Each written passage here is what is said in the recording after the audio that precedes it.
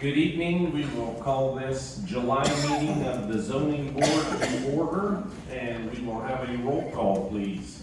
Long, Goofy, Yes. Fair, here, Laxley, here, Potato here, Vaughn, Miller, Chairman Lesson. Here. Thank you. Now, the zoning board conducts a public hearing to take sworn or affirmed testimony from all interested parties, both supporters and objectors on each case that appear before the board tonight. This is the only opportunity you will have to present testimony in opposition or in support of the petitions. Only those interested parties that have submitted notice 24 hours prior to tonight's meeting are allowed to cross-examine the petitioner. This is an opportunity to only question the petitioner, not to make statements or offer personal testimony. Upon final questioning, the interested parties may then make their closing statements. Others appearing here tonight and wishing to speak before this board must fill out a form located on the table in the back of the room and turn it in either to Jackie or Melissa, and you are allowed to make statements only. You cannot question the petitioner. Groups that oppose a petitioner's request are asked to appoint a spokesperson to speak for the group in order to avoid repetitious testimony and save time. Repetitious and off-the-subject testimony may be ruled out of order. Please refrain from repeating and be as factual as possible. Please know that this hearing is being video recorded, and the recording will be available on the county's website at some point in the future. Now, following the testimonial portion of tonight's public hearing, the zoning board will enter into deliberations where they make a finding of fact based upon a variety of different considerations. This board is not bound by strict rules of evidence, and it may exclude irrelevant, immaterial, incompetent, or repetitious testimony. The zoning board does consider the following when deliberating on all cases. 1, the county zoning ordinance. 2, the county comprehensive plan. 3, the county land use plan. 4, local municipalities comprehensive plans. 5, the public benefit, and 6, the best interest of the county. Now, for Class B variances and special use requests, the zoning board has final authority on those cases unless there is a lack of 4 concurring votes. For Class A variances, special use, rezoning, and code amendments, the zoning board makes a recommendation to the county board, and the county board meets the 4th Wednesday of the month. For Class A variances, special use, rezoning, and code amendments, the land use committee will also review those cases and make a recommendation to the county board. And the land use committee meets the 2nd Tuesday of every month. For Class A variances, special use, rezoning, and code amendments, the county board has final authority on those cases. Our introductions tonight: I'm Chairman Dwayne Lesson. Jackie is our Community Development Administrator. Matt is our Assistant State's Attorney. Adam is our Tri-County Planner. Melissa is our Chief Deputy Administrator. In the first row here is the zoning board members, and in the second row is the land use members. Does anybody have any questions before we start?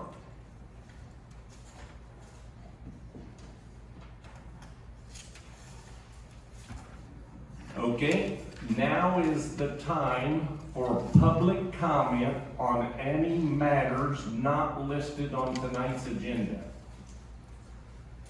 Public comment on any matters not listed on tonight's agenda.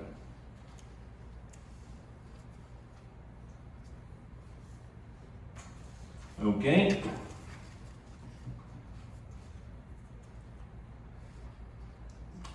Okay, board members, you were either mailed or emailed a copy of the minutes of the last meeting. Is there a motion to approve? Okay, Koopy moves to approve. Fair seconds. Is there any items to be noted or concerns or corrections? All in favor of approving the minutes, say aye. All opposed? Minutes are approved. Okay, zoning board members, take out your agenda sheet. We are going to shuffle the agenda. Case number 2532V will be first. Case number 2533V will be second. We're going to take the variances first tonight. Case number 2531S, a special use, will be third.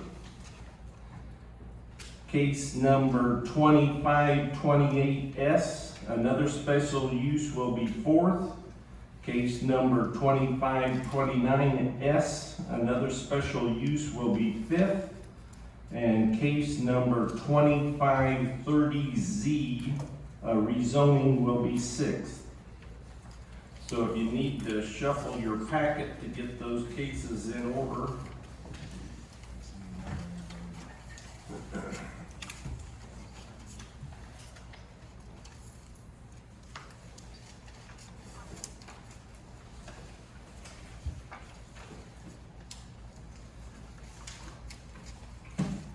Okay. Is this? Yep. 2532V is our first case tonight. Petitioner John DeChaney requesting a variance to allow the construction of an accessory structure, a garage, to be 85 feet from the center of Tullamore Road, which is 15 feet closer than what's allowed in an A1 ag district. This is a Class B case. So the zoning board has final authority. Is John here? Yes, sir. Okay.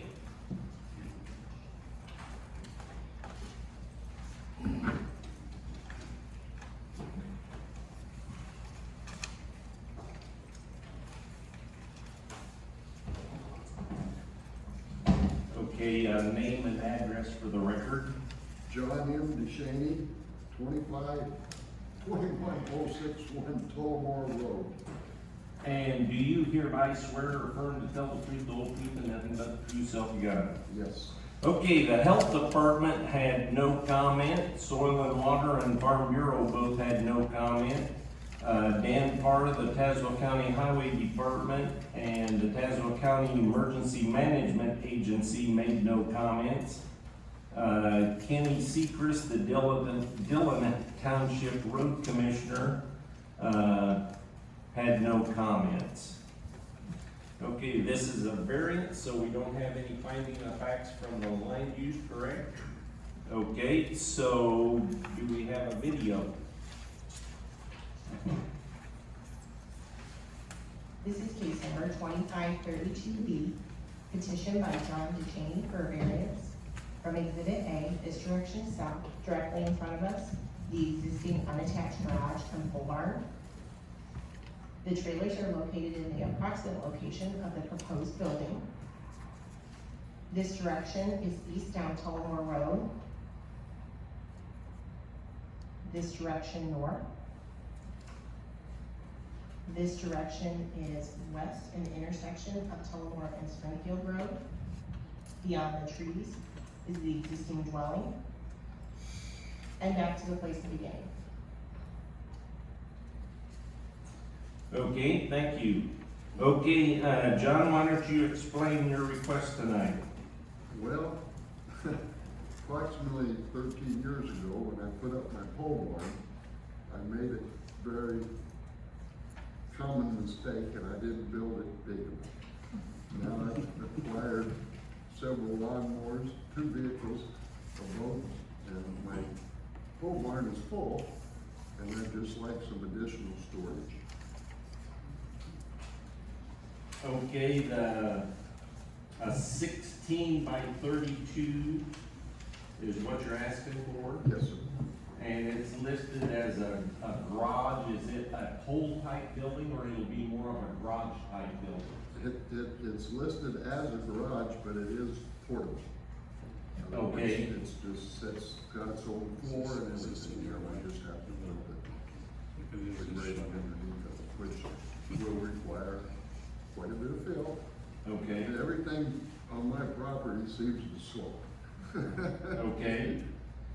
And, this is for your personal items. You're not gonna rent it out to anybody else. Just my stuff. Okay? And, you're 15 feet too close to the line. Yes, sir. But it looks like on Exhibit A, the back wall of the new garage and the back wall of the pole barn are roughly in line. Quite close. Okay, Real close. so the pole barn's probably less than 100 feet from the road as well, or from the, No, it's 104. okay. Okay. Board members, questions?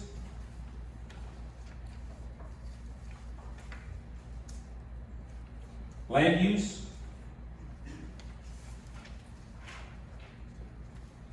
Okay, we usually ask, water, electricity, Maybe electric at a later date, not. but no water. No. Okay. Cause then the health department gets involved as to, No, things like that. it's just for storage. Okay. Final chance for questions, land use or board members? And I don't think it was in the video, you have no, usually they show us the nearest neighbor, but there was no house. That's quite a ways. Okay, Quarter of a mile on the opposite side of Springfield Road to my south. okay, Or longer, it's more than a quarter, it's quite a bit down. okay. Okay, I don't see any further questions. You have any closing comments? No, no, really. Just Okay. Thank you for your time. Thank you.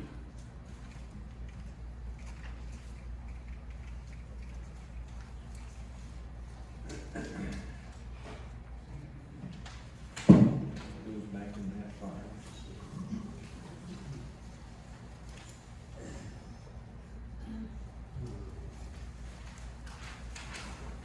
Okay, our next case is 2533B, John Jeffrey Krog, requesting a variance to allow the construction of an accessory structure, a garage, which is to be 75 feet from the center line of Red Shale Hill Road, which is 25 feet too close than what's allowed in an A1 Ag Preservation District. This is a Class B case, so zoning board has final authority. Is Jeff here? Yep, come on up.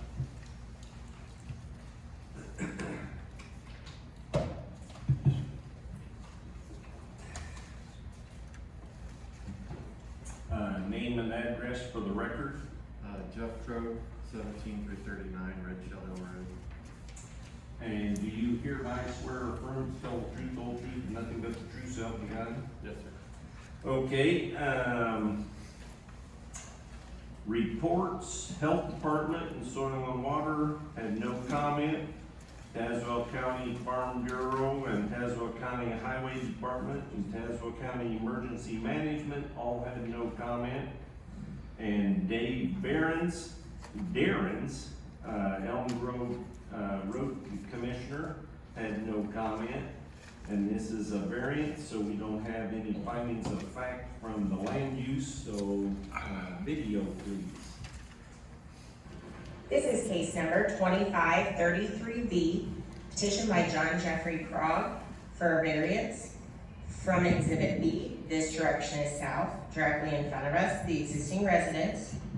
This would be the proposed location of the new unattached garage.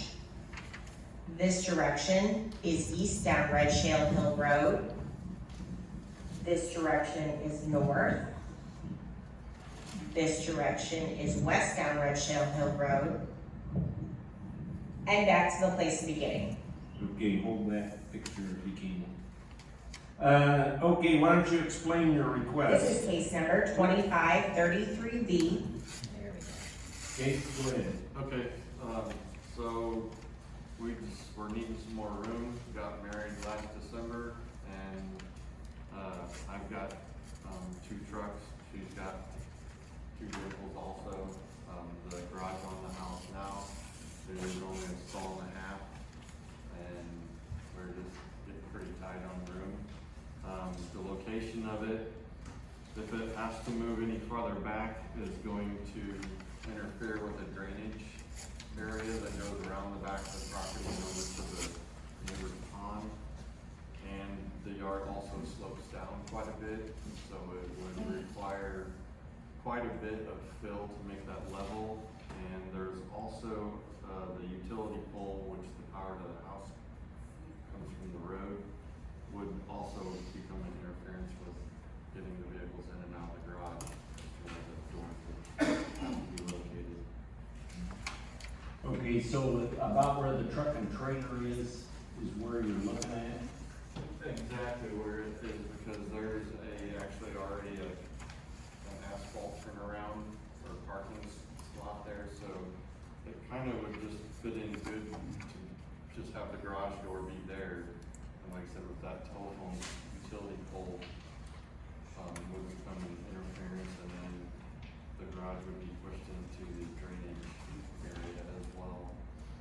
Okay, and the type of building, Just a metal storage building is what it would be, okay, with the metal frames. okay.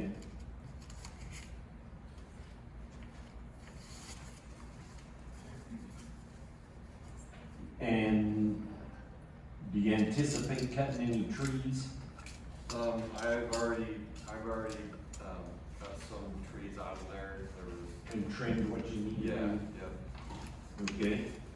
Board members, questions? Land use? Yes. With all the trees surrounding, you couldn't really quite tell, but I'm guessing there's probably some of the other neighbors already have some different buildings and those kind of things. Would this Yeah. kind of fit into the area? Yeah, it's not, it won't be close to the property edges or anything. It's far enough away everywhere it needs to be. And yeah, the neighbors have similar types of buildings, if that's what you're asking. Okay, other questions? And we can kind of see past the one trailer, it does look like it tails off. Does it slope pretty good past that? So, this, Everybody's got exhibit B is what he's looking at. so that drainage deal, it kind of curves where Okay. the property outline is anyhow, and the property slopes towards that drainage thing. So the farther you get away from the road, the deeper Right. you would have to backfill to get it level. Okay. And I can't go on the other side of that drainage thing, which is the property is hilly and woody and all that stuff. Okay. Water, electricity, No, maybe electricity at a later date, but mainly just for getting in and out of the weather. or a slab and put the building up. Okay.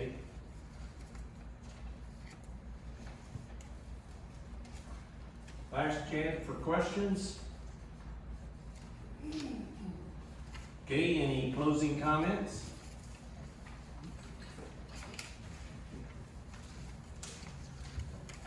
Okay, thank you, you're excused.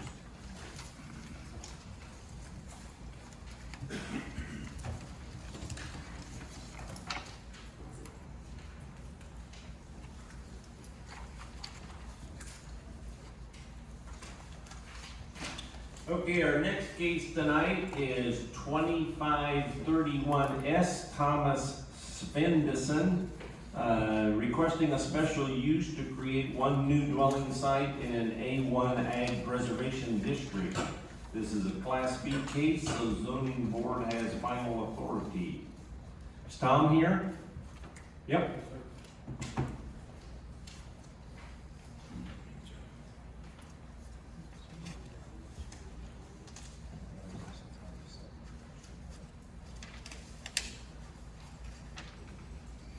Name and address for the record. Tom Swenson, 17477 Red Shell Hill Road.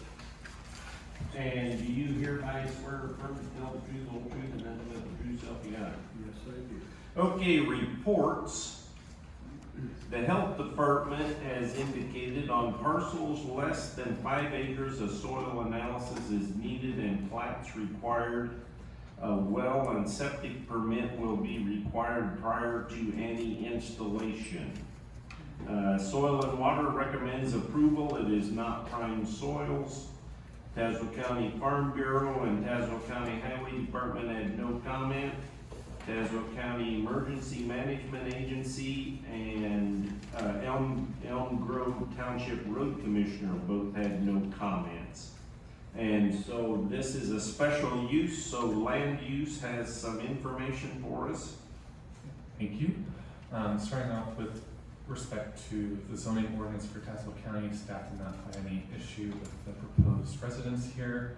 And then final review of dimensional standards will be conducted upon building permit submittal. In terms of comprehensive plan conformance, there's no purposes, goals, objectives, or standards that speak to the specific type of use. So therefore, staff did not find anything to be contradictory in that document. In terms of building a single-family residence in this location, there's no concerns from the staff on how this will affect the public health, safety, welfare, the use and enjoyment of other properties in the area, or having any adverse impacts on the general area as well. This is pretty in character for the surrounding location, as there are many other properties of similar size that also contain single-family homes. In this particular case, even though the property is zoned as A1, the property in question is mostly just grassland right now and not used for cultivated agricultural production. And the soils are primarily rated at 110, so it's below the threshold of 125 being prime farmland. So with that, staff does recommend approval of this application. Okay, thank you. Video. This is case number 2531S, petition by Tom Swenson for special use. From Exhibit B, this direction is south. Directly in front of us is the proposed one new dwelling site. In the distance, the Swenson's existing residence and would be the nearest residence to the east. This direction east down Red Shale Hill Road. This direction north and the nearest residence to the north. This direction west and the distance would be the nearest residence to the west and back to the place of beginning. Okay, thank you. Okay, Tom, why don't you tell us what your plans are? Well, I want to give this acre of ground to my daughter and son-in-law, and they want to build a house on it. So I've been talked into building a house on it. Okay, Basically, that's it. It's her inheritance, so she's gonna get it anyways, sooner or later. And, I said, yeah, well, they wanna move down from up north, they live up around Aurora. And, she wants to move down there closer to her granddaughter, my great-granddaughter. And,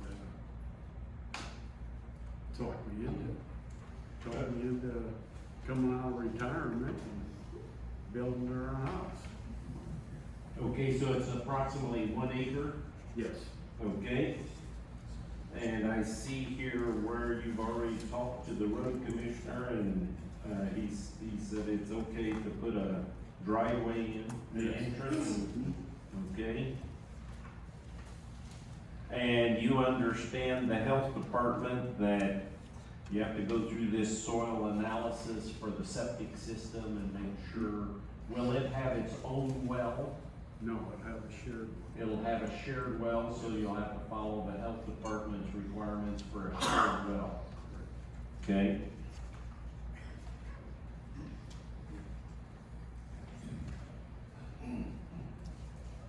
And, It's already been, to the health department, the soil analysis. oh, you've already started that That's procedure. already been done. Okay. We've seen a lot of different things in recent years. Is it a typical dwelling? Yes. Okay. We've seen Morton buildings turned into houses and other various That's things. one thing I told them I wouldn't allow. Oh, okay, okay. Board members, questions? Tom, you live in the house right next to that? Yes, That's your house? Yes. And then, so you own that whole piece of property? yes, And it's not currently being farmed then? no, Any plans? no, I haven't been farmed in maybe 20 years. The reason being is it just was too hard to do.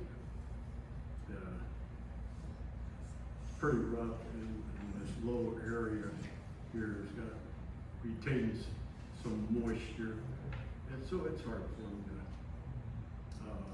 to, I do let a guy, mow it and bale it. But, that's about it. Yeah. Okay, other questions? Land use? Yes.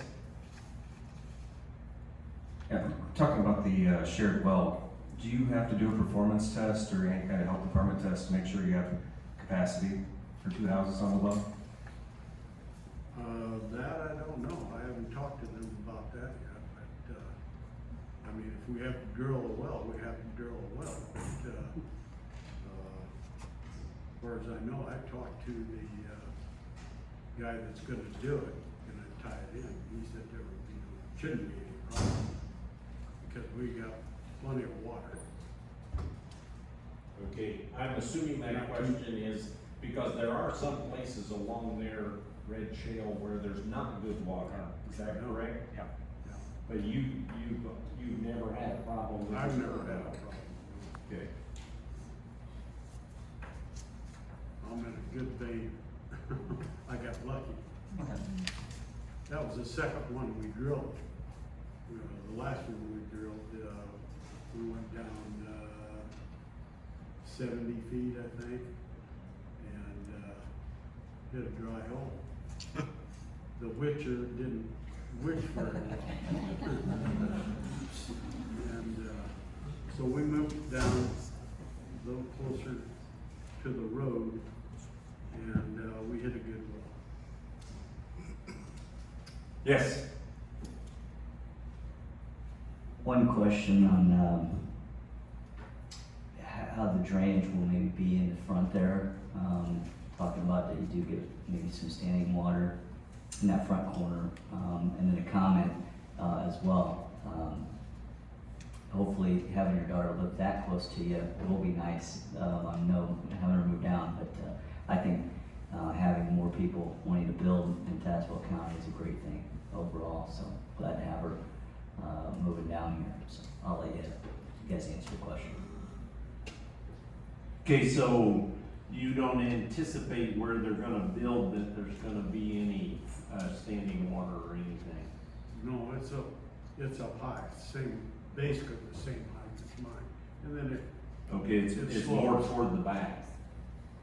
Or, toward the back and the, west. okay, It's slow. yeah, I can see kind of a draw that heads toward the west there.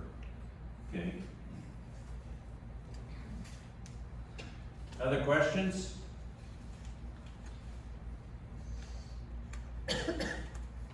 I suppose if you don't build it right or drain it right, and she gets water in her basement, she only has to answer to you. No, I'll have to answer to her. Okay, other questions? Okay, any closing comments? From you? No. Okay, thank you, you're excused.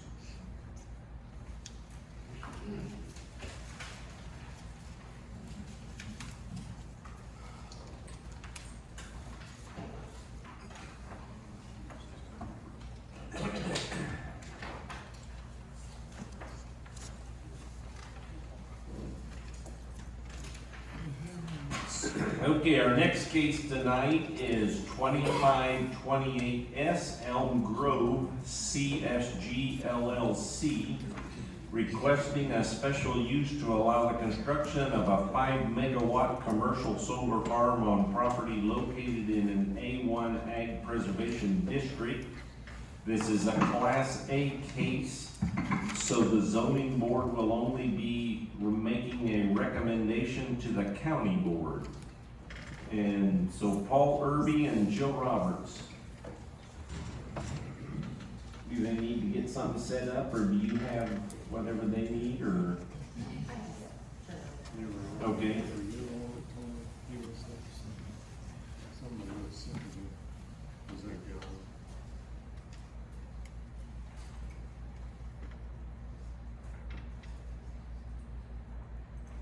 Okay, we'll start with you, name and address for the record. Yeah, Paul Irby, 757 Sunset Avenue. And Jill? Jill Roberts. Is the green light on? It is. Okay, go ahead. Sorry. Jill Roberts, 3636 Sky Road. Okay, and for both of you, do you hereby swear or affirm to tell the truth, the whole truth, and nothing but the truth, so help you God? I do. Yes. Okay, reports, health department indicates portable toilets and hand washing stations to be provided during construction. Any wells that will be abandoned shall be sealed within 30 days. Tazewell County Soil and Water recommends denial due to prime farm ground being removed from production. Tazewell County Farm Bureau made no comment. Tazewell County Highway Department, Dan Parr, indicated entrance standards are to apply. Tazewell County Emergency Management had no comment. Nick McQuett, the City of Pekin, had no comment. And Dave Behrens, Elm Grove Township Road Commissioner, had no comment. And so the land use has some findings for us. Thank you, Chairman. Starting off with zoning standards, staff did find the proposed solar farm to meet all applicable regulations regarding setbacks and whatnot. With regards to comprehensive plan, the Tazewell County comprehensive plan does have a section which states that, or a purpose that states allowing for supplemental uses to supplement farm income, support financial viability of farms, so that this project is in keeping with that. This is within 1.5 miles of the City of Pekin, just to the south and a little bit east. The City of Pekin does have a comprehensive plan from 2006, and the project area is within the future land use map, although the property is outside of Pekin's designated future growth areas. So staff did not find any other purposes or goals within the Pekin comprehensive plan that would contradict or this proposal here. As far as solar farms go, there's not a whole lot of issues in terms of noise or being a deterrent from uses in the general area, which are primarily agriculture and residences. To the east is primarily all agricultural land. To the west, there are some residences off of Mennonite Church Road, but in the application, there was a grading plan that showed that where the proposed solar farm would be located on the site would be in some spots 30 feet lower than the road that the solar farm would be off of. So oftentimes the solar farm would probably be shielded just from the topography of the land there. So staff does not have any concerns with the visual impacts that adjacent properties would have. There is a proposed 20-foot landscape buffer that would provide shielding to the residence, which is immediately to the northwest, which is really the only one off of Mennonite Church Road that would have a clear view of this site. Moving on, the property does contain prime farmland soils ranging from 125 to 135 rating. So this would take some agricultural land out of production that is productive. But I mentioned in previous solar cases that while this use does last for approximately like 20 to 40 years ranging, it will revert back to agricultural land once the solar array is decommissioned. So in that sense, staff does find it to be positive for that finding. And so with that, staff does recommend approval of this solar application here. Okay, thank you. Some video. This is part one of case 2528S. Petition by Elm Grove CSG1 LLC for a special use. From Exhibit A, this direction is west. She's on this here. This is part one of case 2528S. Petition by Elm Grove CSG1 LLC for a special use. From Exhibit A, this direction is west, looking down the lane, leading to the solar facility site. This direction south, east, north down Mennonite Church Road,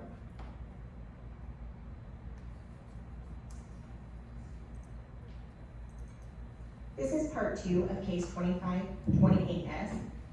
Again from Exhibit A, now looking north from the southeast corner of the facility site.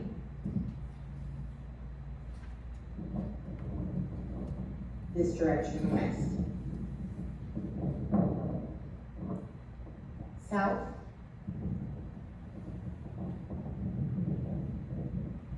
East, and in the distance, the lane leading from Mennonite Church Road. And back to the place beginning.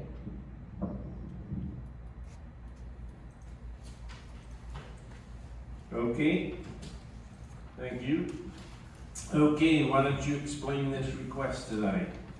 Yeah, thank you very much for the opportunity to present on the Elm Grove CSG1 project. My name is Paul Irby. I'm a senior development manager at Dimension Energy. You might recognize me, some of the board members. I was here a couple months ago presenting on the two projects that we had in Cincinnati Township.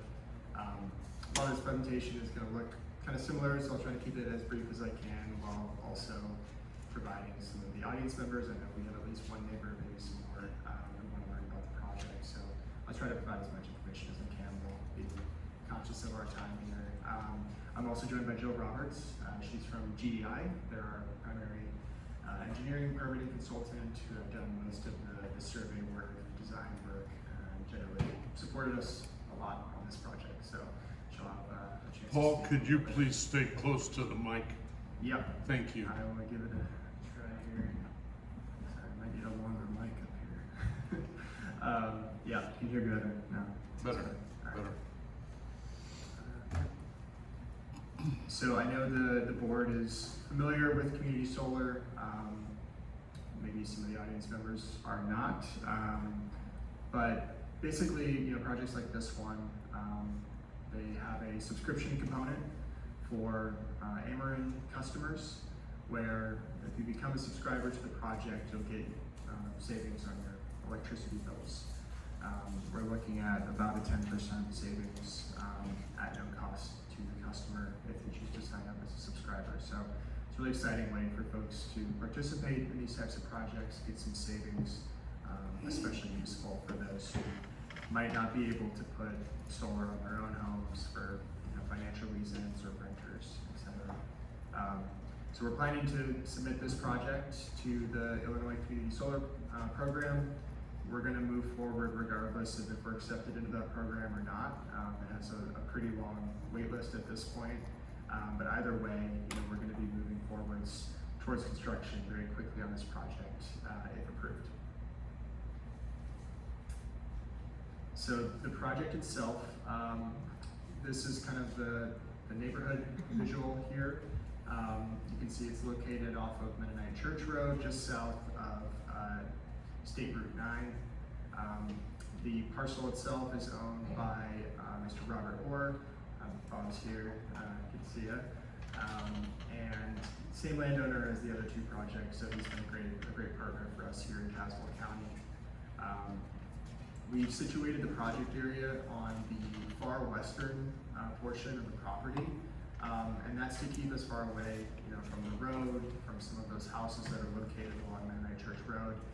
We want to make sure that we're as far out of view, as far away from them as we can be while utilizing this property that Bob owns. And as Jackie showed, and I have some additional photos, in that video that she showed, it's pretty well protected from view. It's kind of on the other side of this rise and slope there towards the northwest. This project's 5 megawatts AC in size, so kind of that standard size for community solar projects in Illinois. We have our lease with Mr. Orr. It's a 25-year lease with a 5-year extension option, so looking at a total lifespan of around 30 years for the project. In terms of property tax revenue, we're estimating over the 30-year lifespan just under $600,000. That's with kind of existing tax rates, so it could be more than that. And just kind of for frame of reference, that's over 1,000% increase in the first year over the current tax rate for the agricultural use there. Go on to the next one. Yeah, some of these are in the packet in kind of a different format, but yeah, we're zoned A1. And this is the proximity to the municipal boundary of the city of Pekin. It's a little over half mile away. And we did speak with the city, with Nick last year, and at that time he also raised no issues with siting of the project.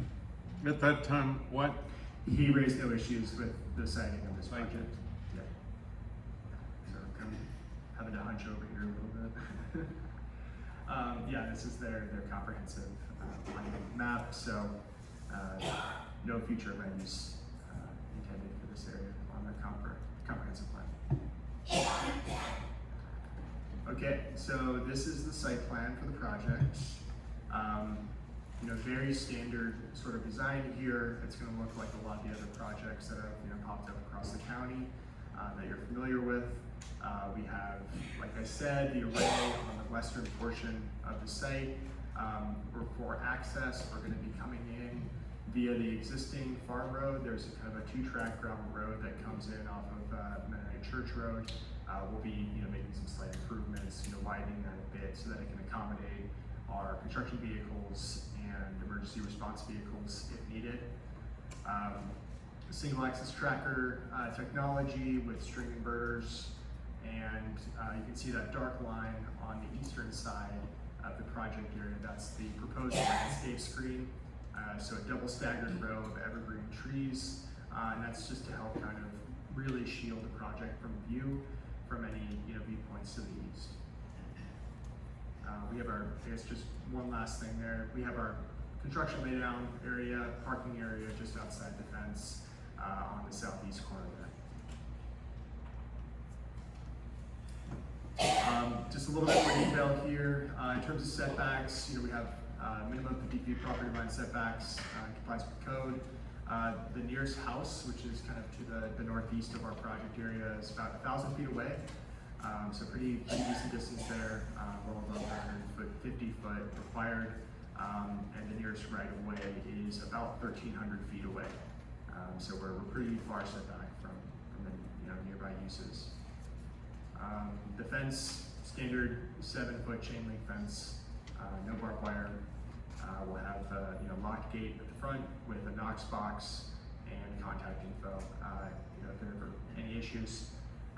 Forgot to mention earlier, but Dimension Energy, my company, we intend to own and operate this project long term. So that differentiates us a little bit from some developers that tend to sell their projects, prior to construction, we're gonna be here for the long haul, so, you'll have one point of contact, if there are ever any issues.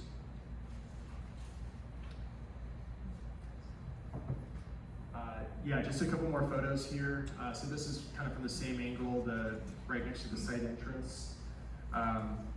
Facing towards the project area, you can see there's this, little bit of a rise in the topography.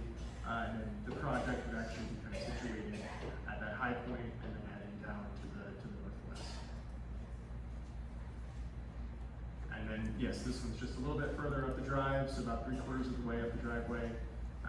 You can see here a little bit more clearly the project area. It's going to comprise kind of that area in the distance, which if you go to the next photo, yeah, that's kind of a rough depiction of the area that it'll take up. And then, yep, finally, so kind of already saw this angle. This is kind of within the project area, facing to the northwest down that slope. And yeah, facing back towards the road. Yeah, so our point of interconnection for the project is going to be there right along Mennonite Church Road, the existing distribution feeder.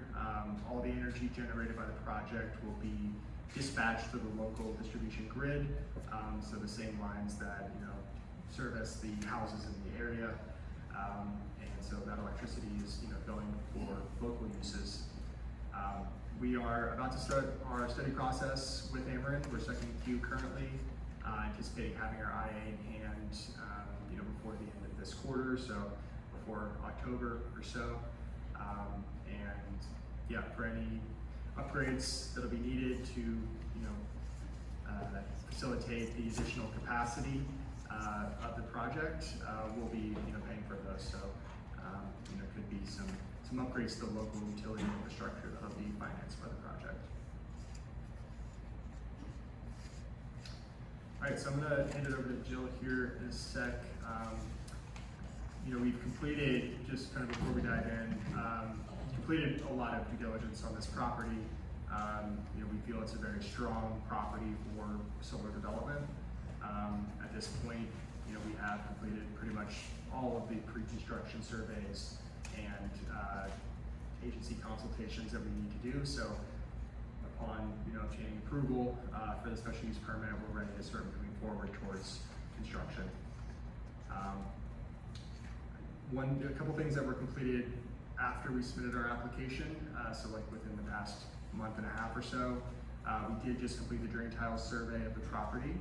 We can get into that a little bit more, but they did find a couple of drain tile lines within our project area, which will, in compliance with the AMA that we have assigned with the Department of Agriculture and the county code, will ensure that the existing drainage, both on-site and leading off-site, is maintained either through avoiding those drain tile lines, remediating them, relocating them, etc. So we've done that on a lot of projects in Illinois. We're very comfortable and knowledgeable about that process, and we'll ensure that there are no drainage issues, especially for the surrounding properties. And we also did receive our final cultural resource agency consultation from SHPO, so that just came in about a month ago. So they determined that there were no sensitive resources on the property. But anything else you want to touch on here? No, actually, I think that covered this slide at least. As he mentioned too, it's a historic agricultural piece of land, and then of course about 80% of that is prime farmland, and we'll go into that here a little bit more, but here it is. Sorry, there's a bad reflection on this TV, so I'm trying to see that far. What we have here, the center, the 23-3C2 is the non-prime land there. Obviously, when we talk about prime farmland, good soil for agricultural uses. So only about 80% of this parcel though is considered prime farmland. What percent? 80? Yes, 80? 80, sorry. Quite a bit. Yeah, so about 20% of it, and overall, what's the acreage on? 70-acre parcel, and we're 70. utilizing 28 acres for the project. So it's 80% of the 28. Yeah. acres there, that is prime farmland. So obviously, so as defined, there's a lot of words on this slide, but as defined, prime farmland is just, it has the best combination of physical and chemical characteristics that for helping produce, food and feed and fiber and forage and just good nutrients in the soil. There obviously is over time, deficiencies that occur in prime farmlands, as we all know, using, growing different things, hence, why we always go back and forth. They do lose their, topsoil erosion, stuff like that, adding herbicides, and pesticides to the soil. So what Dimension incorporates is the agro-voltaics practices. So they're adding pollinator, seed mixes into low growth vegetation that will accompany some of this.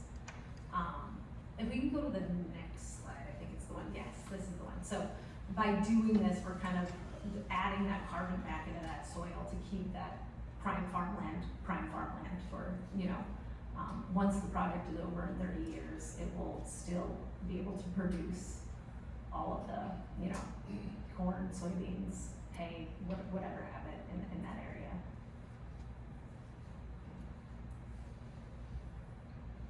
And that's what I have to add. Yeah, I will note as well, so the eastern, basically half of the site is going to continue to be farmed by the landowner, so no change to that area of the property.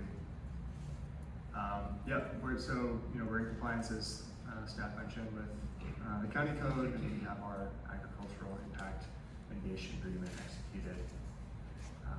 It's just a list of our application materials, so nothing really to note here. This is some of the design requirements, and some discussion on each. So, we've initiated consultation with the Elm Grove Township Highway Department. They've taken a look at this, and we're going to continue that coordination with them after the special use permit process to enter into a road use agreement. The planned haul route is going to be along Mennonite Church Road and then to Illinois State Route 9. As Jill mentioned, in terms of vegetation maintenance, we're planting native pollinator-friendly vegetation with deep root systems that are really going to be regenerative for the soil in a lot of ways. We'll kind of fine-tune that as we get a little bit closer to building permit. But in terms of regular ongoing vegetation maintenance, that'll be done through kind of typical mowing or through livestock grazing. That's something that is kind of a new trend that's popping up, and it's actually proving to be very effective in vegetation management on these projects. So something we're excited about. But either way, the point of that is going to be to prevent noxious weed propagation both within the site and any propagation onto neighboring properties. We'll take a very concerted approach to prevent any spread of weeds onto neighboring properties. I know that's a major concern for a lot of farmers here. So that's definitely a priority for us as we put together our operations and maintenance plan to make sure that weeds aren't spreading to neighboring properties. Mentioned a little bit about kind of drainage and stormwater. There is kind of improved hydrologic conditions, actually converting from row crops to solar fields where you have essentially a grassy meadow as opposed to row crops. So less runoff, less erosion, more absorption. Either way, we're going to undergo a very intensive stormwater design for this project, especially given kind of the slopey nature of it. We'll make sure that, as I said earlier, there are no drainage issues to adjacent properties. In the site plan, we've included sort of a stormwater catchment area. Unclear whether or not it's going to be needed, but it's something that we wanted to plan for just in case. So that's something that we've included in our site plan. We covered most of the other things here.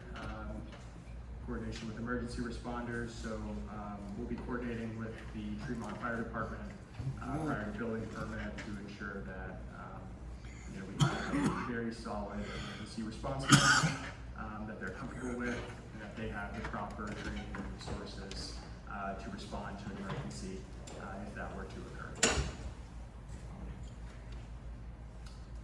And then just quickly on timeline, so at this point, kind of looking forward, we're anticipating to start construction sometime next year if we're able to get special use permit approval and building permit approval, by the end of this year or early next.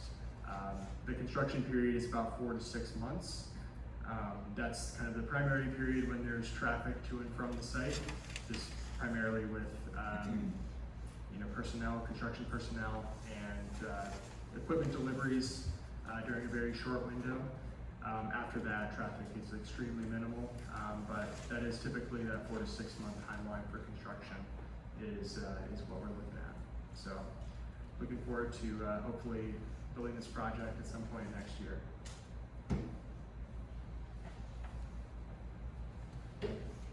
Yeah, and then just back to the tax revenue here, have a breakdown kind of by the different taxing bodies. I think as everybody knows, with most of your property tax, it goes to the schools. So here, it's a big contribution to the local schools with no new students, which is great, something that we're really excited about. So in addition to property tax revenue, the potential electricity bill savings for subscribers if local folks sign up, which we hope they do. We're also looking into other ways to partner with the local community here. We've been talking with the community development department, trying to find ways that we can kind of bolster that suite of benefits the project brings. We have a couple projects here. You've seen me twice now, so we want to make sure that we're really making a positive impact in the community. So I think we're going to continue to work with Jackie a little bit more on that to try to find the right avenue and where those resources can be allocated.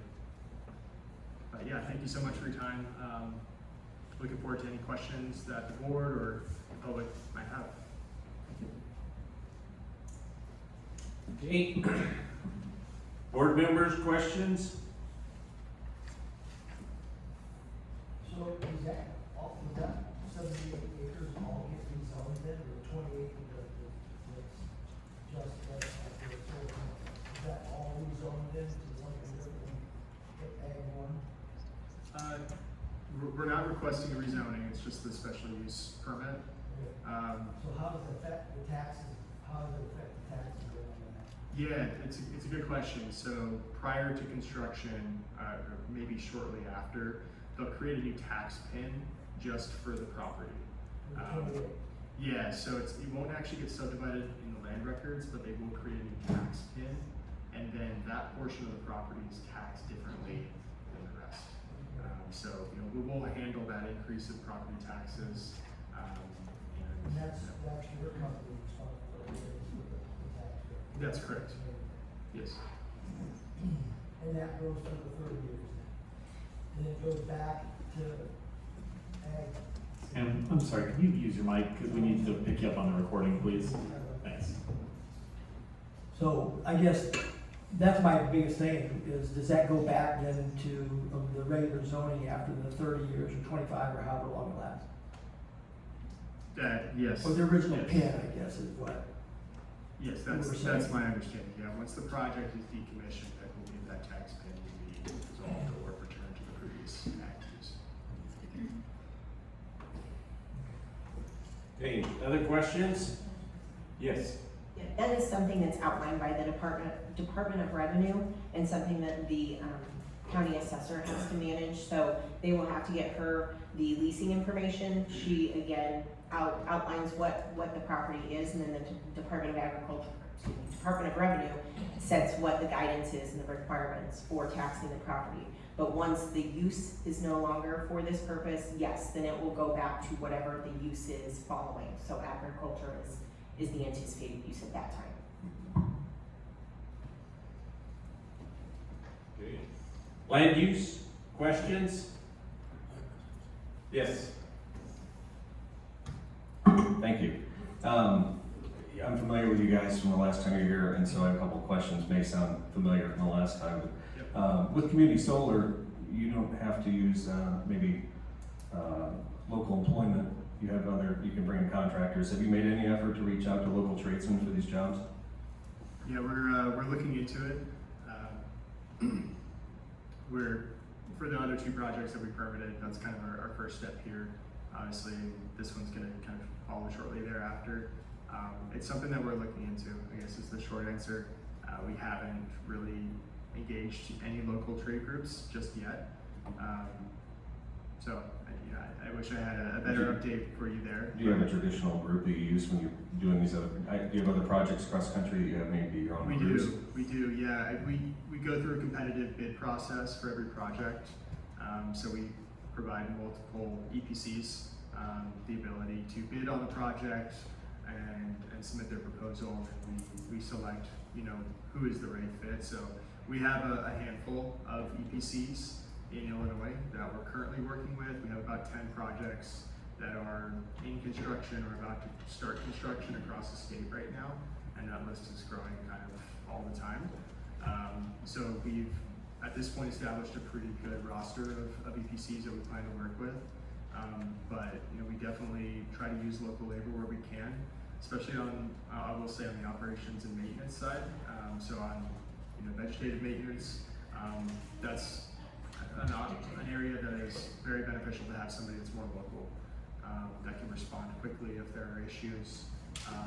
So that's definitely one area where we always look local, or at least as local as we can. On the construction side, it's a little bit more difficult because these are they're complicated projects to build, and so they require a certain level of expertise. And so it's really important that we find the right partner who can build a project for us at the right price. Also, just like last time, source materials. I assume last time we talked, you didn't have any American suppliers for solar panels?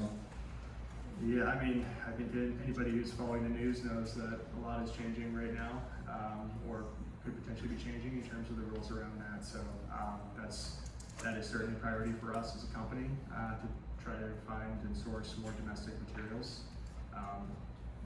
The suppliers that we have in the application for the modules, inverters, etc. It's kind of a mix of international suppliers. So that's something we're looking into and trying to firm up our procurement strategy to have more domestic production. I think as some of you might know that there's pretty limited capacity there domestically currently.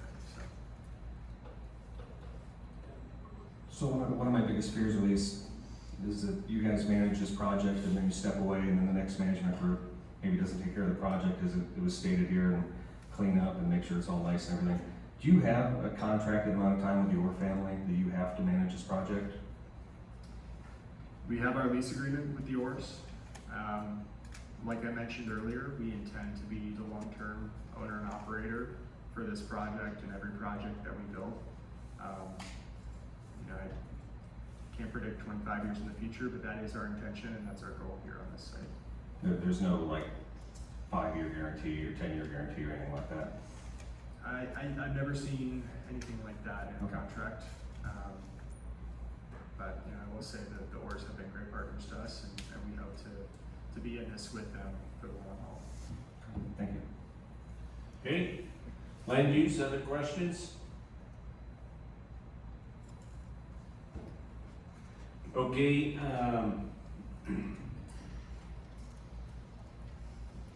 I'm looking at Exhibit B, and so you've got half the distance to the back.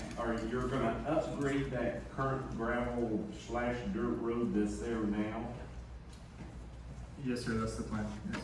Okay, and then I see it swings and it goes into the site, and there's a T at the end. I assume that's kind of like a turnaround?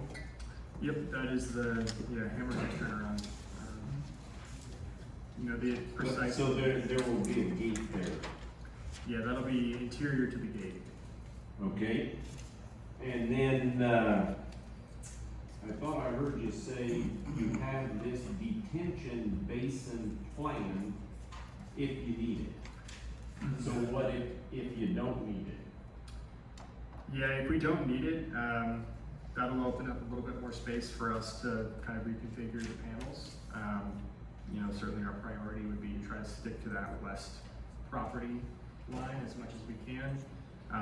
So if that were the case, it's a little complicated too with these rain tile lines, so we might have to work around those a little bit.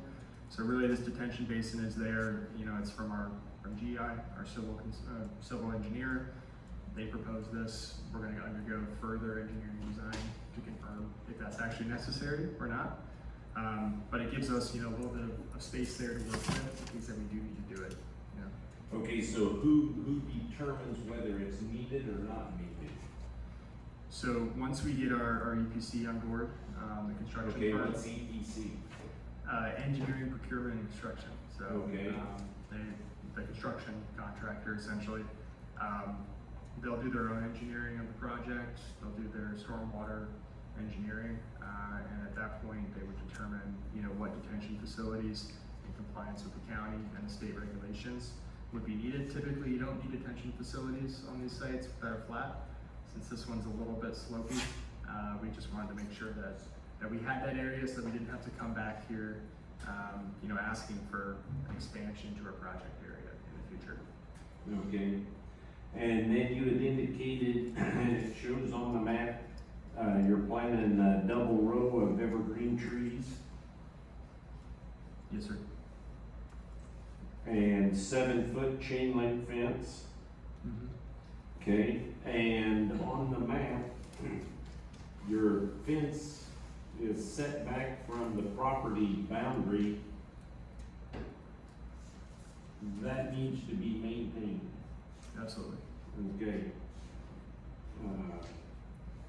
We don't like weeds growing in there, even though this is farther back off the road, you're not gonna be able to see it.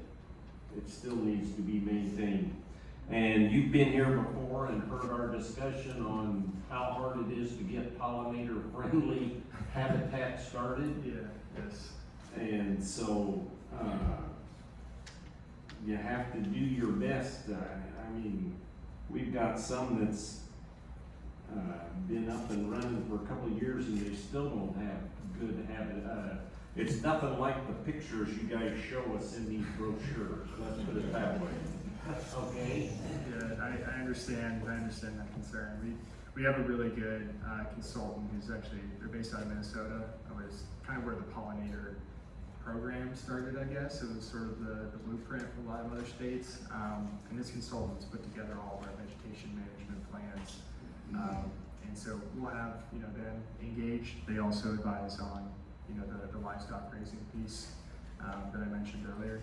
But yeah, I absolutely understand that it can be tough to get those species established. Sometimes takes a little bit of work, a little bit of coaxing. It can take, you know, sometimes up to a year to really get them established. So, you know, Multiple years. 1 year is not gonna do it. I hope it doesn't take us multiple years, and I would be glad to. Well, we've commit to never that. seen one so far that's been able to do in 1 year, so. I hope we'll do better. Okay, so you've mentioned it a couple times, so do you have any sites in Illinois where there is livestock being grazed on these? Not yet. So we don't have any sites that are operational in Illinois. Like I mentioned, we have a lot that are going through construction or just about to start. So that's something that we're sorting out for those sites currently. But no, we don't currently have any livestock grazing on our projects. Okay, so can a site,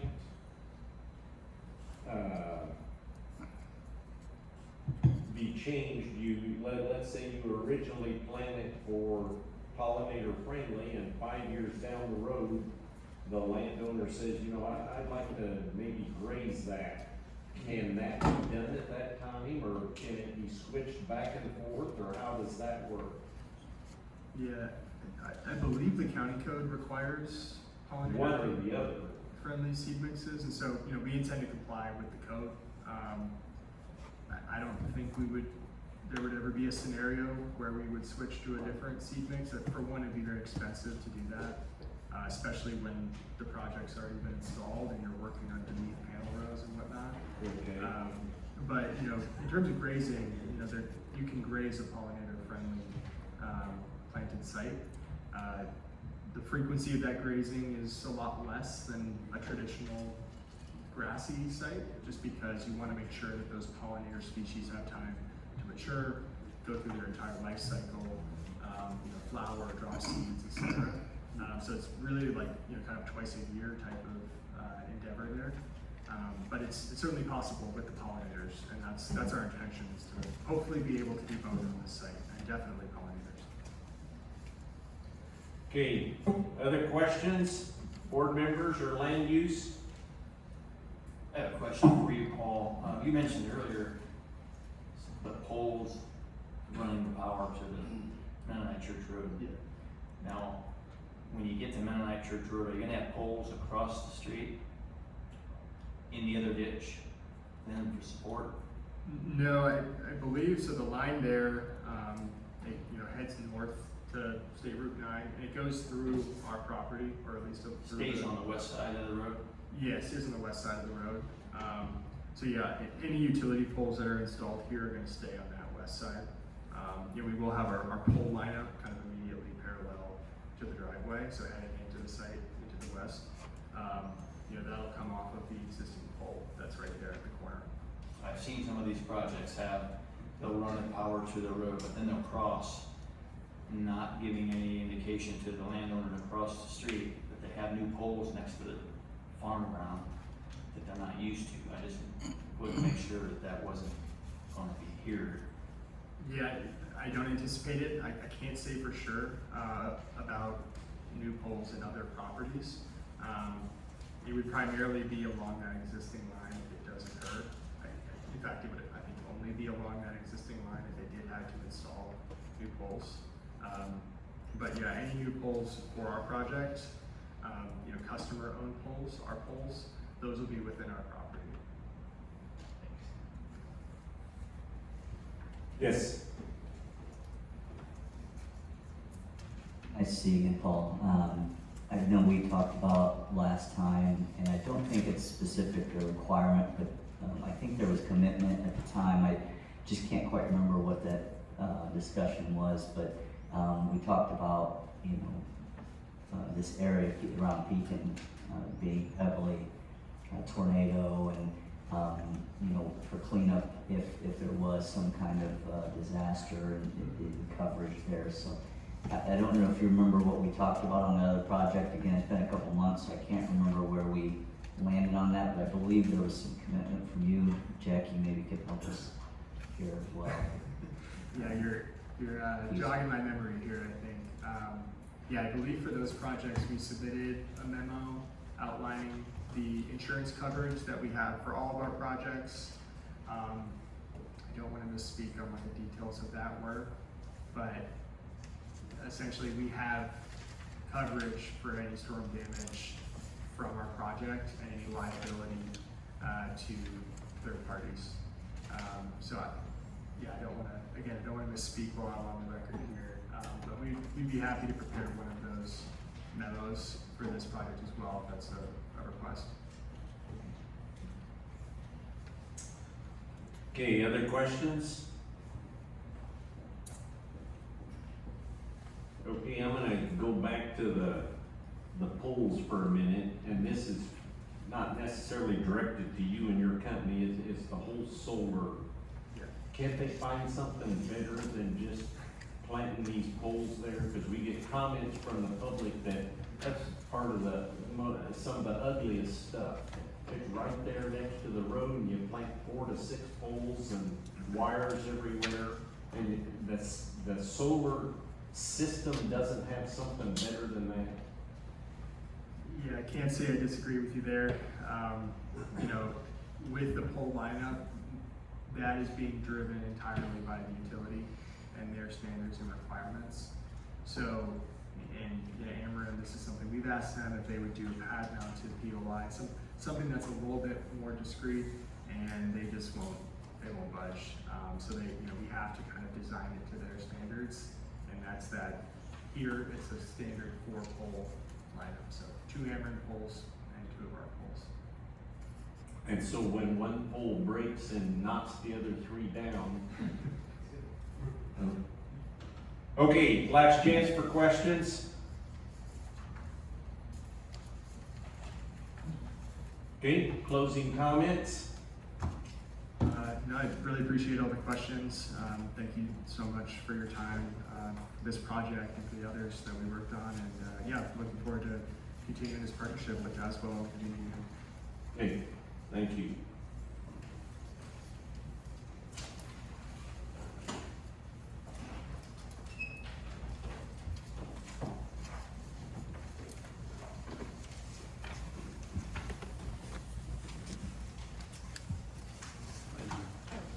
Okay, next case, 2529S, Hiddle Township Solar LLC, requesting a special use to allow the construction of a 2-megawatt commercial solar farm on property located in an A1 Ag Preservation District. This is a Class A case, so County Board has final authority on it. And is there a representative here for this Hiddle Township Solar? Yes. Okay, name and address, please. Peter McAuliffe, 206 North Randolph Street, Champaign, Illinois. And do you hereby swear or affirm to tell the truth, the whole truth, and nothing but the true self you got? I do. Okay, Health Department reports, portable toilets and hand washing stations must be provided during construction. Any wells that will be abandoned shall be sealed within 30 days. Tazewell County Soil and Water recommends denial due to prime farm ground being removed from production. Tazewell County Farm Bureau had no comment. Tazewell County Highway Department entrance standards do apply. Tazewell County Emergency Management and the Village of Arlington, no comment. Jeff Schneider, Hiddle Township Road Commissioner, had no comment. Mike Harris from IDOT had indicated no effect on the state. The entrance is off of a township right of way. And so we've got some information from the land use. Great, thank you, Chairman. So I'll start off again with the zoning ordinance. So much like the last case, staff did not find any issues in terms of setbacks or other dimensional requirements for this project. In terms of comprehensive plan, same sort of goal of allowing for supplemental uses to support the financial viability of farms. This project helps to meet that goal. The project is not within 1.5 miles of other municipalities that have an adopted comprehensive plan, so no comment on that. In terms of visual impacts, the property is directly adjacent to the village of Armington at the corner of Armington Road and East 3rd Street. The applicant has proposed a landscape buffer of evergreen plantings on the western and north sides of the solar farm to shield views from residences within Armington.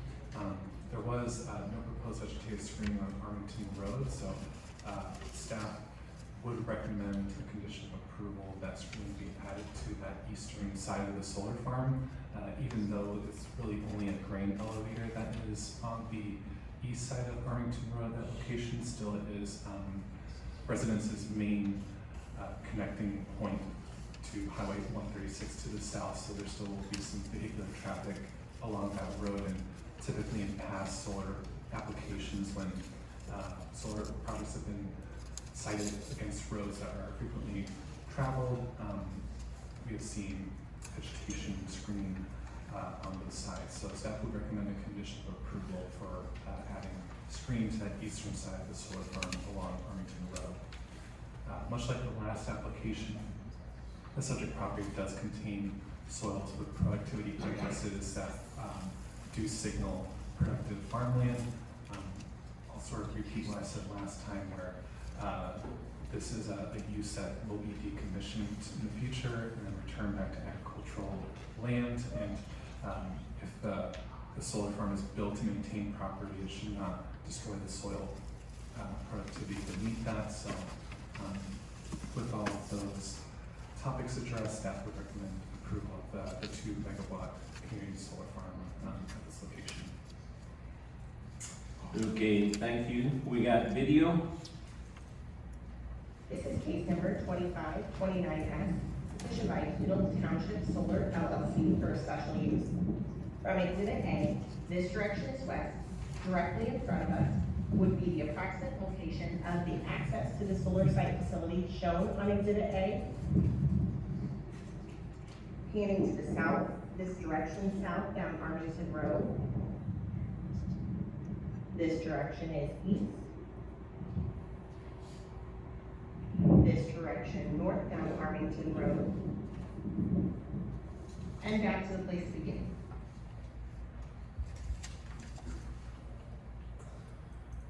Okay, thank you. Okay, what was your name again? Peter McAuliffe. Okay. Why don't you explain the request tonight? Yeah, Melissa, I don't know if there's a way to flip that or whoever's toggling the computer, just so it's north-south facing. So the grain elevator's on the east. Yep. Perfect, that's great, yeah. So first off, I just want to thank everyone for their time tonight. Once again, my name is Peter McAuliffe. I own a small solar company based out of Champaign. We've done a few projects over in McLean County. This is our first and so far only project here in Tazewell County. So as mentioned in the staff report, we're looking at about a 19-acre, 2 megawatt community solar farm just east of Armington there. We're taking up, about a little over 10% of the Budman property there, so the remainder of the property will continue to be farmed. Kind of cuts off, but you can kind of see it in the smaller picture. There's still about 500 to 600 feet west of our property to Armington. That'll still be in, corn, bean, and then all south going there till the farmhouses is also going to be farmed. So on top of the vegetative buffer that we're proposing, and I agree with the recommendation, we can add a staggered row screening on the east side as well. There should be some crop that should do a decent amount of screening from Armington to where our project is located. So the last applicant did a great job of touching on pretty much the high level detail of community solar. I was gonna kind of keep it short and sweet anyways, but this is a traditional project. The access road again is coming off of that spur road there. We tend to try to keep ours as short as we can because obviously we want to try and rock these fields as little as we can so that when we decommission it, those soils are as close to a condition as possible to what they look like today. So we have our chain link fence around our project, similar to I assume the last project is a single axis tracker system. So they'll start due east first thing in the morning and then rotate. They'll be parallel to the ground at about noon, and then they'll rotate a little bit west throughout the afternoon, and then kind of rotate back overnight, and then do it all again the next day. We do have a decommissioning plan, that goes with our signed AMA agreement that we included as part of our application. So, just like us coming out and building this thing either later this year or first thing next year, 30, 40 years down the road, we'll come in, clean everything up and restore that 19-acre piece to what it looks like today. As the chairman asked in the last project, there is going to be a little bit of a buffer between our tree line and then the property lines. We are going to be leasing that buffer from the Budman, so we'll maintain that as well. That's kind of all inclusive in the 19 or so acres that we'll be leasing from the Budman family. And again, this is a community solar project. The substation is a little bit west of Armington. So all that power that's generated will be used locally, residents of the village as well as the county who have an Ameren bill will have the opportunity to subscribe and get some energy savings on their monthly Ameren bill.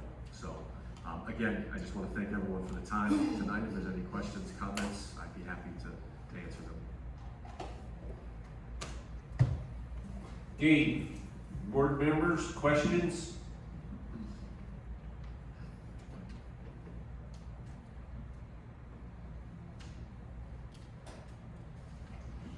Land use? Yes.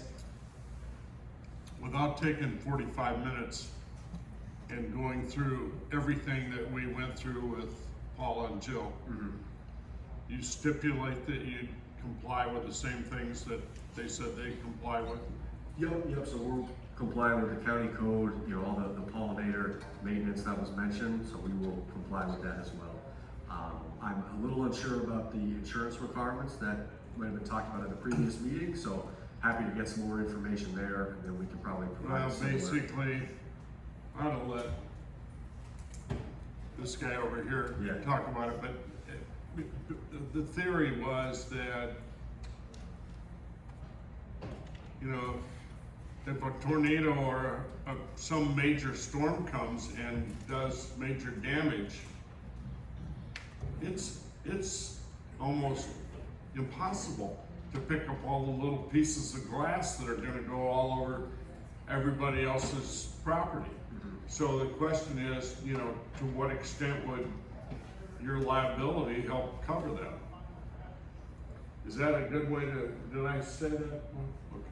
Yeah, so similar to the last applicant, you know, we get a standard liability policy for the, you know, what we're estimating as far as the build amount and the, you know, value of the asset, if you want to put it like that. So, yeah, it should cover any storm damage. Obviously, that would be the worst case if a tornado, something came through and blew it all to pieces, but that should be covered under the insurance policy.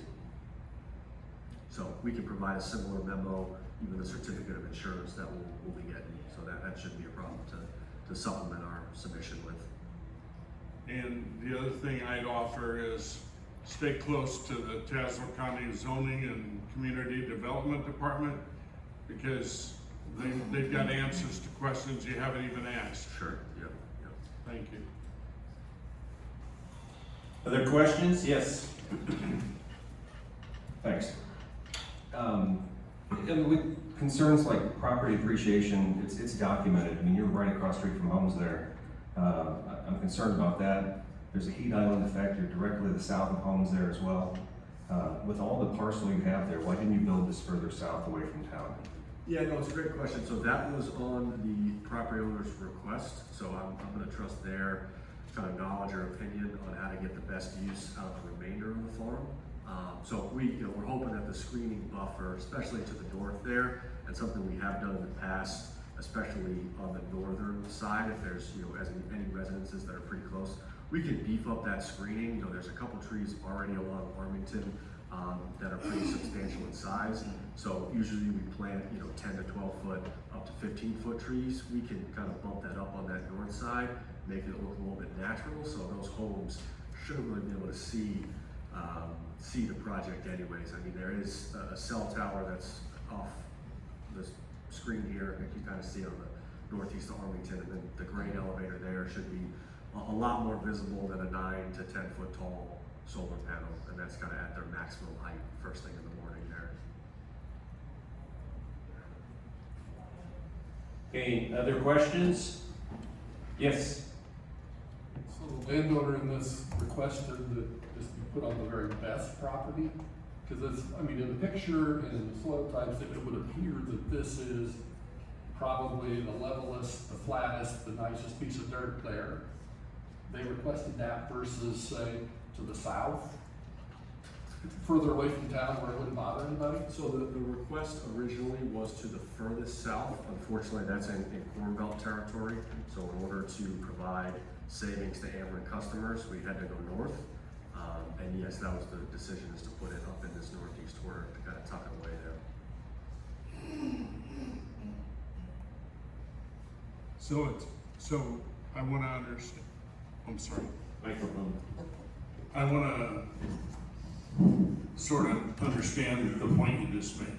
So I heard you say basically the answer to that is proximity to Ameren, and so the expense or lack of extra expense to Ameren is one of the major reasons? No.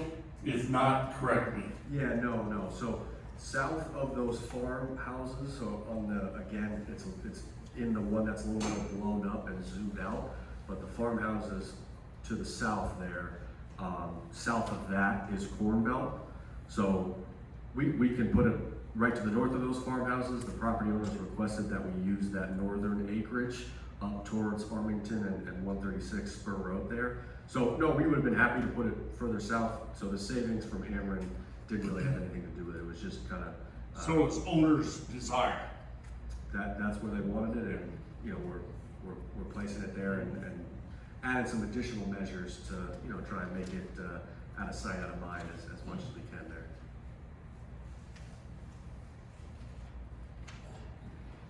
Okay, other questions? Okay, Gary Dorman, is Gary here? Okay, you wanna come up to this microphone here at the end of this first table? No comment. Okay, he indicates that he has no comments. John Budman. I'm the landowner. Yeah. Okay. Come sit at this first chair, We're or guessing, you can sit over here. we're guessing you support it. Yeah,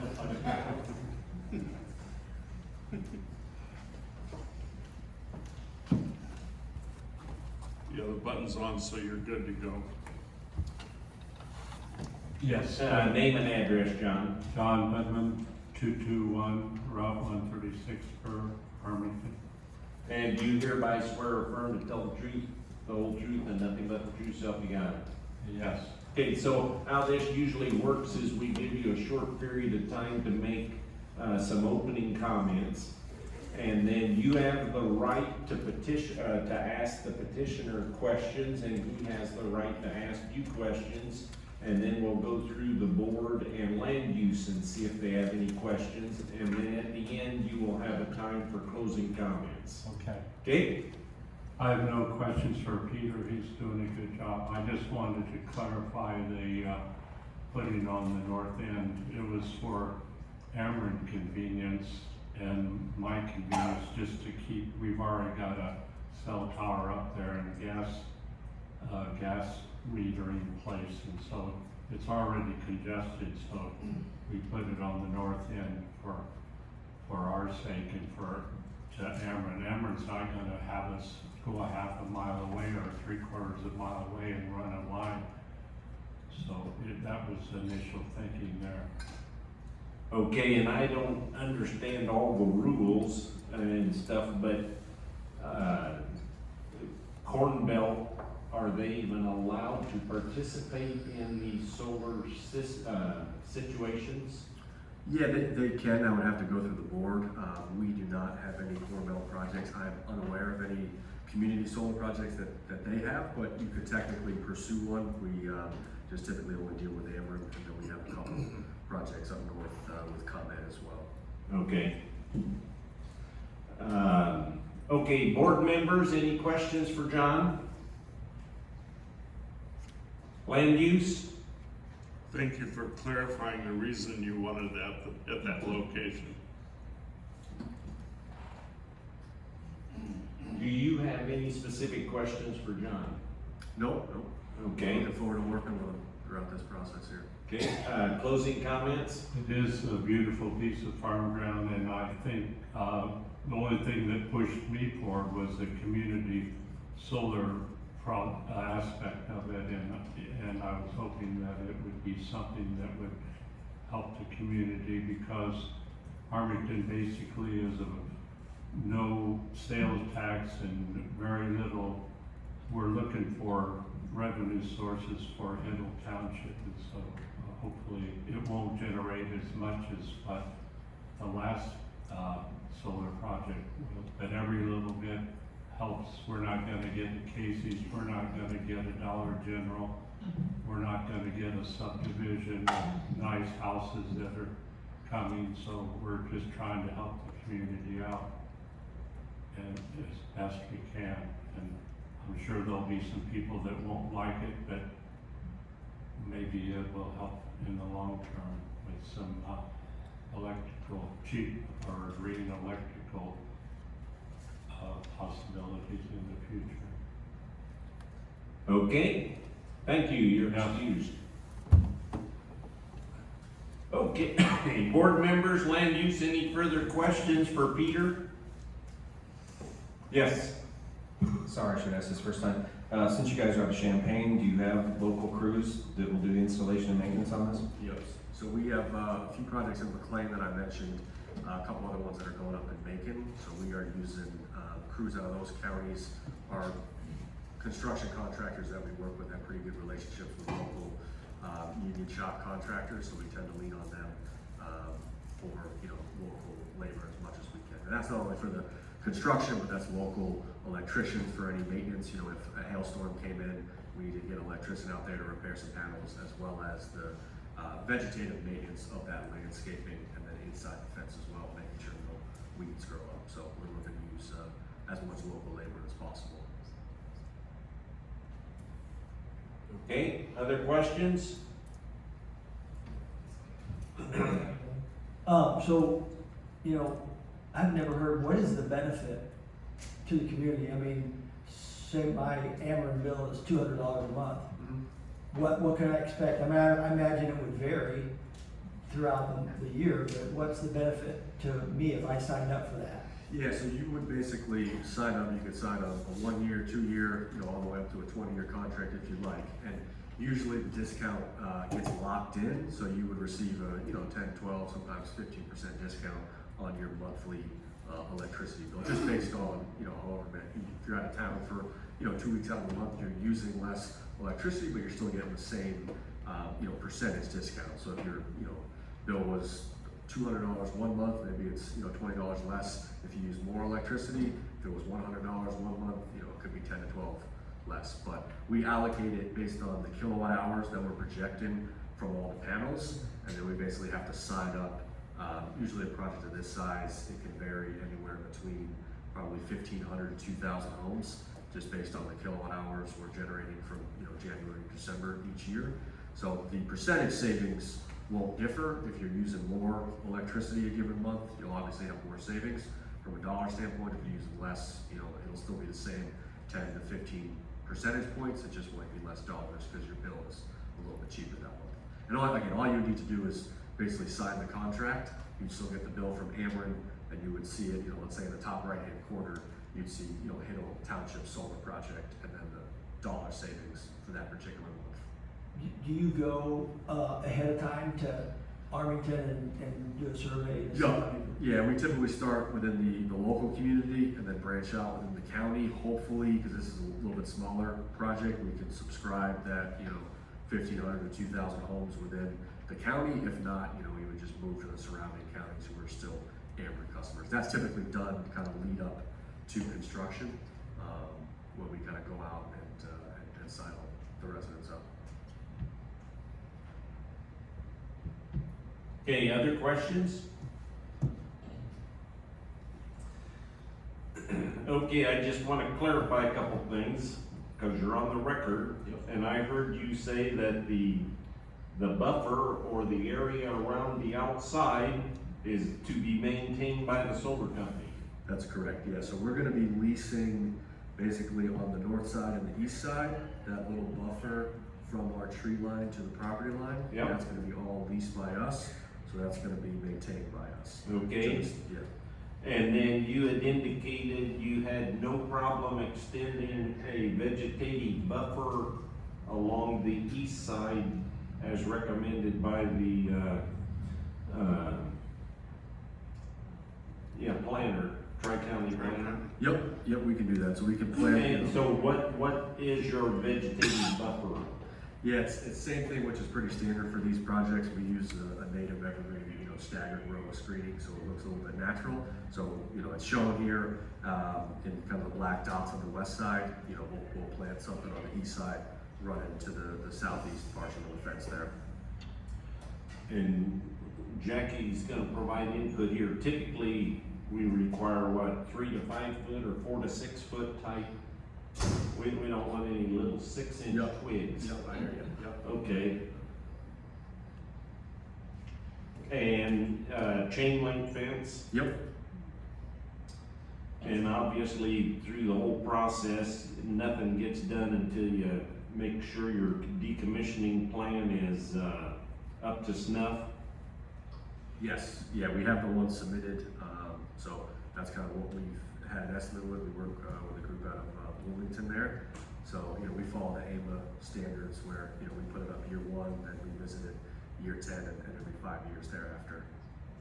Okay, and we probably should have asked when John was up here, how about tile lines in this particular parcel? Yep, so I believe there is tile drainage on the property. We're in the process of getting our drain tile survey. So likely, I mean, I would say on 90%, maybe 95% of parcels around the state, there's probably tile drainage installed. So we'll get that survey done, and then, you know, during construction, we obviously do everything possible to shift our pole locations so it avoids that tile. If anything is damaged or hit slightly, you know, we'll have a certified contractor come out and repair it and make sure that that's, you know, in as good a condition or better as what's currently installed. Right, and I think that's under the AMA. And AMA, right. Okay. Okay, last chance for questions.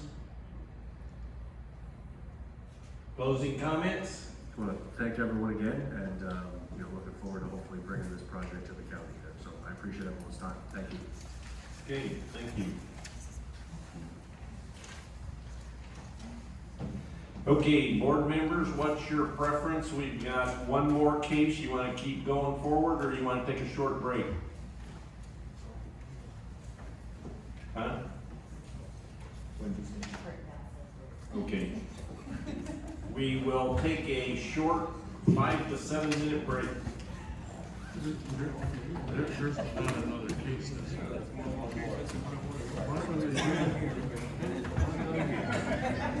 Is that the one you were here for?